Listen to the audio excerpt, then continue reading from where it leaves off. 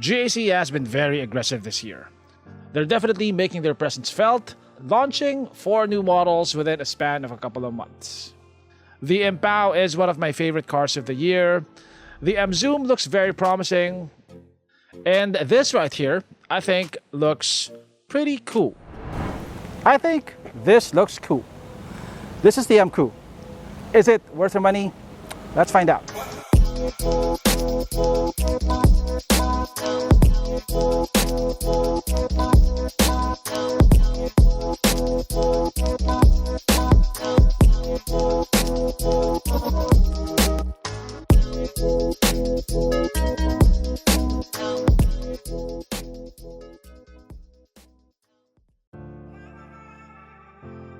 Emkoo, Zoom, Emkoo. I think I'm starting to see a pattern in GAC's naming convention, but I'm still clueless as to how they're coming up with these names. Perhaps it's better that way. The Emkoo is GAC's latest compact crossover. It's roughly the size of a Ford Territory. The Emkoo is 50mm longer and 36mm taller, while the Territory is 34mm wider.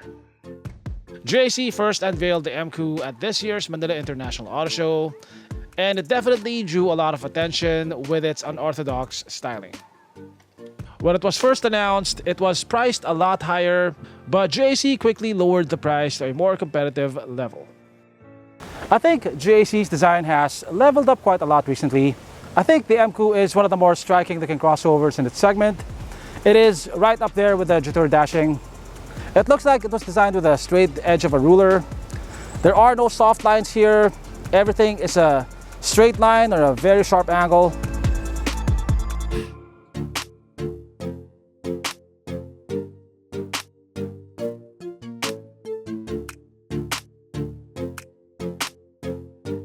Here at the front, it gets this grille with these V-shaped fins. The grille looks like one of those optical illusions. Like if you stare at it long enough, you'll see a panda or something. Now, GAC and Peugeot are handled by the same distributor in the Philippines, and it may just be a coincidence, but I'm starting to see a lot of similarities in their design. Like these LED headlamps over here have these sharp fangs, which you also find in Peugeot's. And of course, you get a lot of very intricate details like you find in Peugeot's.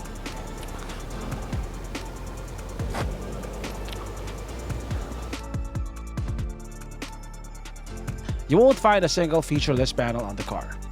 Every panel has at least a couple of razor-sharp cuts or creases. This side mirror looks like a piece of modern sculpture. Like you have all these irregular angles and faces on it. It has this thin LED strip over here, and you have a subtle chrome accent down here. You have quite a few chrome accents around the car. They're very subtle, and I think they give the car a more premium look. This gets 19-inch wheels, which are big for the segment, but because of how aggressive the car looks, I think it would look better with 20s.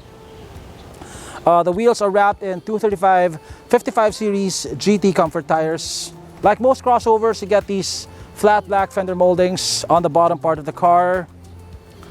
It gets these retractable door openers.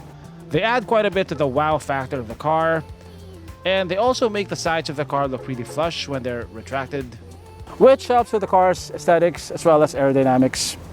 I think the best angle of the Emkoo is right here at the back. It looks like the back end of a spaceship, complete with fins and thrusters. Now, these vertical taillights over here would be the fins. They're an all LED affair. Now, I'm not usually a fan of faux exhaust tips, but these don't look like they're trying to look like exhaust tips. They look like faux jet nozzles. So I'm gonna give these a pass. And check out that third brake lamp. It looks like an alien artifact. You also get these faux diffusers down here. The bumper is flat black, unpainted plastic. Looking at the Emkoo from the side, it looks like it has a backpack because of how chunky the rear quarter panel looks. The rear glass is very steeply raked, which gives the car an almost coupe-like appearance. Now, you would think that the glass would eat into the cargo space, and it does, but not as much as you would think. The substantial rear overhang makes up for that lost space quite a bit. Now, as expected, this comes with a power liftgate. Now, I don't have the exact volume of the cargo area, but here is a regular sized luggage bag for your reference.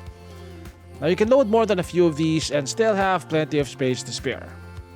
If you do need more space, the second row seats can fold flat to the floor.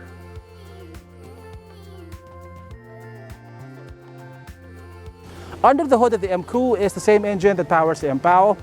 Now, this is a 1.5 liter turbocharged intercooled engine that puts out 177 horsepower and 270 Newton meters of torque. Like the Empow, this also gets that liquid-cooled intercooler on top of the engine. So the interior of the Emkoo has a touch of retro futuristic styling to it. Like you have these cylindrical shapes over here, and also over here, which look like exposed metallic hinges. And in a way, some of them are, like this is the hinge for the door opener. And this over here is actually your temperature control knob. It also looks luxurious in the traditional sense. Like you get these cream colored seats which are covered in very supple leather. Both front seats are power adjustable. They're also both ventilated. They feel very comfortable and they look very nice. I wish the driver's seat came with adjustable lumbar support though. Now it seems like GAC has listened to some of the car reviewers complaining about the overabundance of piano black plastics in modern cars, as this does not come with any piano black plastics at all. Instead of piano black, you get these textured surfaces. The steering wheel looks sporty, it's small, it has a flat bottom, it has a nice girth to it as well, and you have these metallic accents which add a bit of contrast to it. Now what this does not come with are paddle shifters, and you also don't have any means of shifting gears manually in this car. There is no way to shift manually in the Emkoo, but at least you get a fancy looking shifter with a crystal looking thing at the center. Now, it's an e-shifter, but unlike on some other cars where it's like a switch, this one requires a bit more force to operate, which makes it feel closer to a traditional shifter. Now, there is no manual shifting here, but you can sort of control the shifting by putting the vehicle in its different drive modes. Like in Eco mode, it shifts earlier, and in Sport mode, it holds onto the gears longer. It gets an electronic parking brake without the hold. You do get a wireless phone charger. Okay, at first I thought this was a wireless phone charger, but apparently it's just a phone holder. It can fit my ginormous phone. This is an S23 Ultra, and it fits like it was designed to be there. Yeah, almost everything that you can touch here is covered in high quality materials. Like this over here is leather wrapped, and it's very nice leather. This is soft touch right here. This right here is soft touch. You have some aluminum looking accents over here. The sidings are leather wrapped. This is leather wrapped as well. Now everything feels very solid, like nothing here creaks. The doors feel very substantial, like you get that satisfying thunk when you close them. Everything feels solidly built, except for these air con vents over here, which feel a bit loose, although that could just be this particular unit. The Emkoo comes with a 10.1-inch screen. When I first saw it though, I thought it was much bigger because of how big the housing is. But the screen occupies a smaller area. To the sides you have capacitive controls for the aircon and also for the audio volume. It all looks really seamless though, so it really looks like you have one large screen in front of you. So this has Apple CarPlay, but it doesn't have Android Auto. For Android users, you have Carbit Link, which is a phone mirroring app. This also has a 360 camera, but there is no 3D mode, so you can't rotate the view like on some other crossovers. The controls for the seat ventilation are here. You get a physical knob for adjusting the temperature, but you don't get any physical buttons or knobs for adjusting the fan speed. You'll have to do it through the screen. You can also control a lot of the car's functions through the screen, like you can open the windows. You can change the color of the ambient lighting. Let's set it to purple. There we go. And now as for storage, you do have a decently sized glove box. Now curiously, this is not dampened, so when you open it, it drops and bounces like that. which kind of takes away from the premium feel of the car. You do have a lot of storage underneath the center console over here. I believe that's enough space to store a handbag. You also have one USB-A port and one USB-C port down there, as well as one 12-volt outlet. You also have quite a bit of storage underneath the center armrest. Now, like most Chinese crossovers, this gets a panoramic sunroof, but unlike most Chinese crossovers, this is just one piece of glass. So it's one continuous glass from the front all the way to the back. Now, the advantage of that is that you get a better panoramic view of your surroundings. The disadvantage of that is that you can't open the sunroof.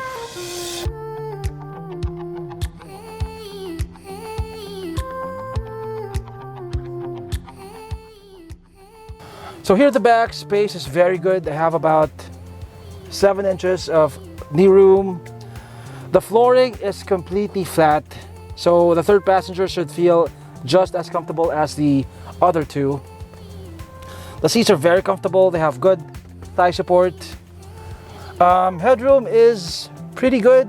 I have about 3.5 to 4 inches here. If I sit a bit to the left, I have a lot more because of the panoramic sunroof. I have, that's, I don't know, 5 inches of headroom. You do get 2 aircon vents back here and one USB-A port. Now, curiously, you don't get a center armrest here.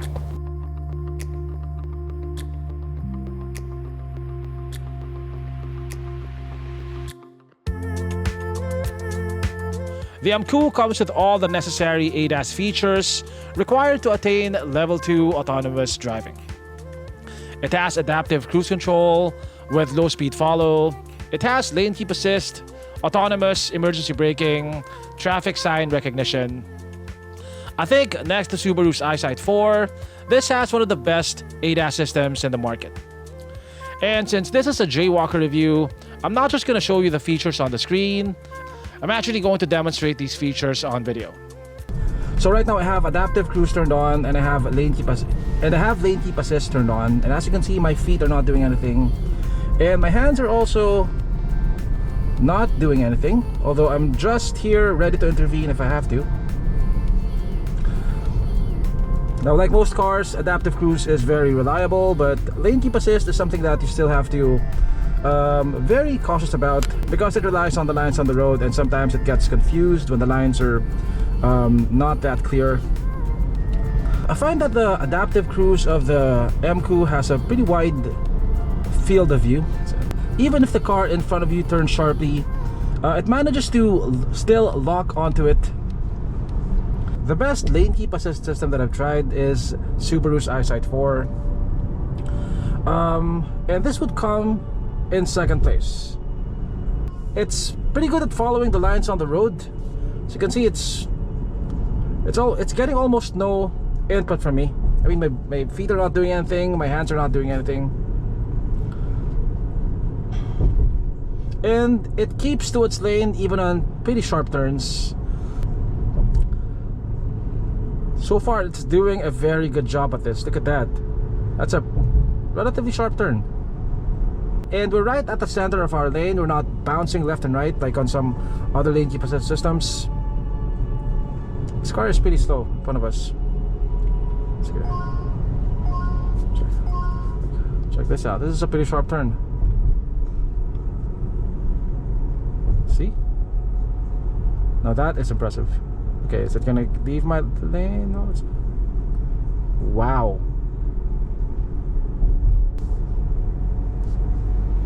Okay, let's see if it... there we go.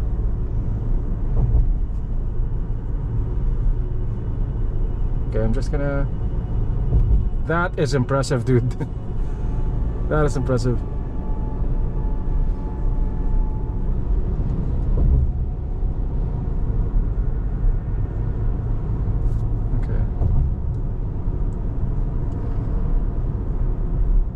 The way you're supposed to use the system is you're just supposed to put your hand on the wheel, and then the car will steer itself.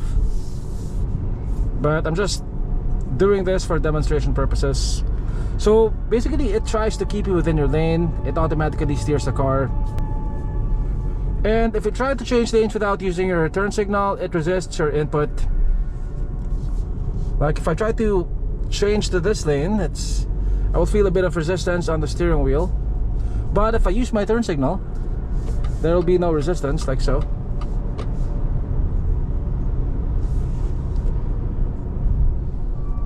Okay, so like I always say, adaptive cruise is useful on the highway, but it's even more useful in stop-and-go traffic. Imagine driving from MOA to QC in rush hour traffic. Your right foot is definitely gonna get tired. But with adaptive cruise, you can just rest your right foot, just as long as you're always paying attention to the road. You can easily intervene if you have to.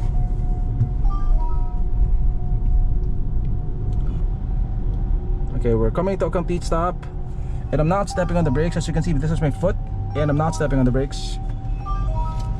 Also, on other adaptive cruise systems, when you're stopped for more than 3 seconds, it automatically disengages. On the Emkoo, even if you're stopped for more than 5 seconds, it just stays engaged.